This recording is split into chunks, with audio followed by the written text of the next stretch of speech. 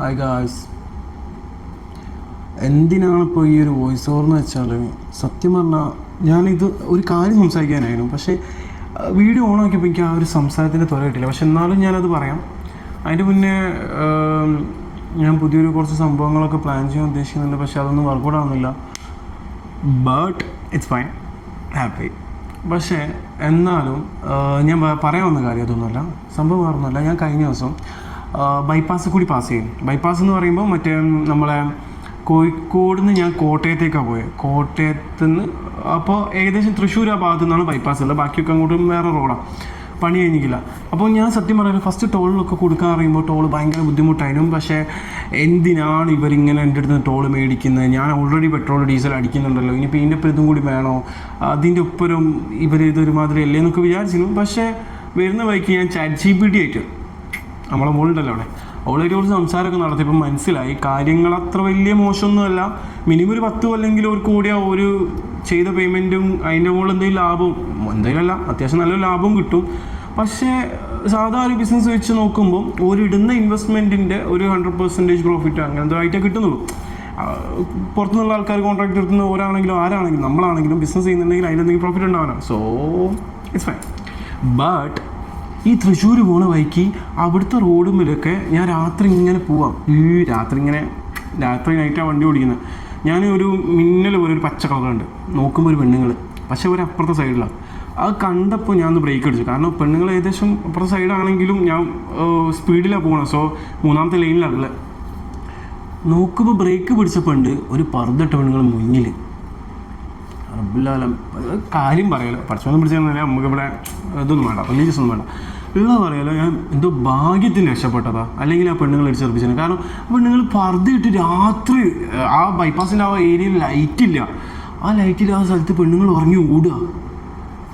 എന്തോ ഭാഗ്യത്തിന് രക്ഷപ്പെട്ടു. ഞാൻ ആ പെണ്ണുങ്ങളെ കണ്ടതിനെ കൊണ്ടാണ് ബ്രേക്ക് പിടിച്ചത്.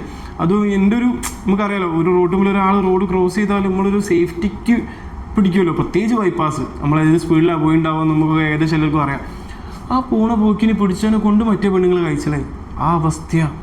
അത് ഞാൻ വിചാരിച്ചു ഒന്നൊക്കെ അയക്കുന്നു, പക്ഷെ ഒന്നൊന്നല്ല. തൃശ്ശൂർ മുതൽ മലപ്പുറത്ത് കുറച്ച് ആൾക്കാർ, എന്നാലും മലപ്പുറത്ത് പിന്നെ അധികം ആൾക്കാർക്ക് ബൈപ്പാസ് കയറാൻ പറ്റില്ല. കോഴിക്കോട് ഞാൻ അങ്ങനെ കണ്ടില്ല, അതുകൊണ്ട് പറയുന്നത്.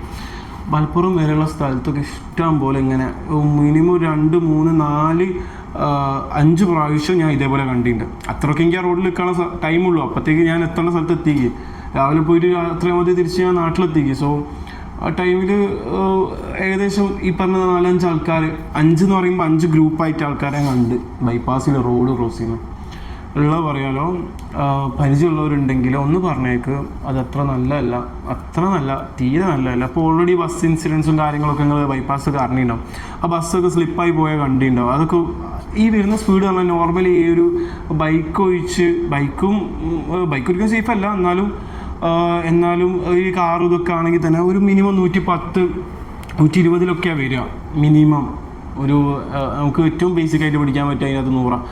അപ്പോൾ ആ ഒരു സ്പീഡിൽ വരുന്ന സമയത്ത് ബ്രേക്ക് പിടിച്ചാലും അത് നോർമൽ ടയറാണെങ്കിൽ കുഴപ്പമില്ല, മോശമില്ലാത്ത ടയറാണെങ്കിൽ കുഴപ്പമില്ല. എന്നാലും റോഡും നോക്കണമല്ലോ. ടയറൊക്കെ ഓക്കെ, ഇനി അത്രയും ക്വാളിറ്റിയിലിട്ട് ഓക്കെ ഫൈൻ. പക്ഷേ എന്നാലും ആരെങ്കിലും ബാക്കത്തെ ഒരു ടയർ, മോശമുള്ള ടയർ ഉണ്ടാവുമല്ലോ. ഇതെല്ലാം നോക്കുമ്പോൾ ബൈപ്പാസിൽ ഒരു റോഡിൽ ബൈക്ക് പോകാമെന്ന് പറയുന്നത് തന്നെ ബെറ്റർ അല്ല.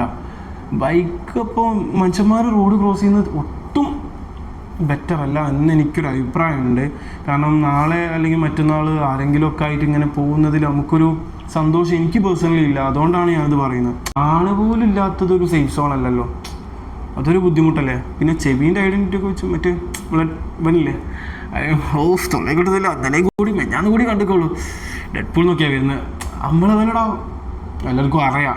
മറ്റേ സ്പൈഡർമാനൊക്കെ കൂടുതൽ സെൻസുള്ള നമ്മൾ ഡെയർഡെവിൾ, അതന്നെ ഡെയർഡെവിളൊക്കെ ആണെങ്കിൽ നടക്കും, അല്ലെങ്കിൽ നിങ്ങൾ ഓടും. അപ്പോൾ ശരി, ബൈ. ഇതൊക്കെ പറയാനുള്ളൂ. വേറെ പിന്നെ എല്ലാവർക്കും സുഖമാണെന്ന് വിശ്വസിക്കുന്നു. അൽഹംദുലില്ലാഹ് ഹയർ.